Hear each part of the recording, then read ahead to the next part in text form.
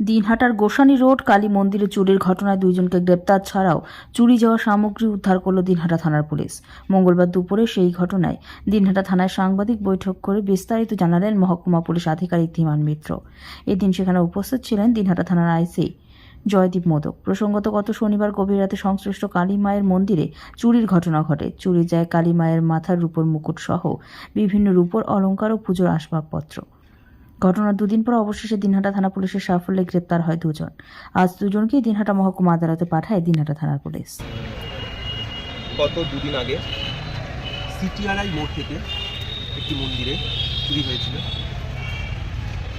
মন্দিরে সিসিটিভি ছিল, সেখান থেকে আমরা যে চুরি করেছিল তাকে আইডেন্টিফাই করতে পারি।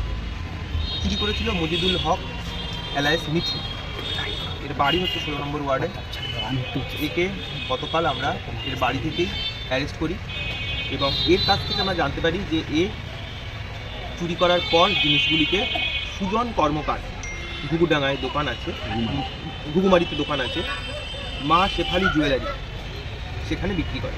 তা ওর কাছ থেকে খবর পাওয়ার পর আমরা এই সুজন কর্মকারকেও অ্যারেস্ট করি এবং যা যা জিনিসপত্র চুরি গেছিলো সবগুলোই রিকভার করা সম্ভব হয়েছে।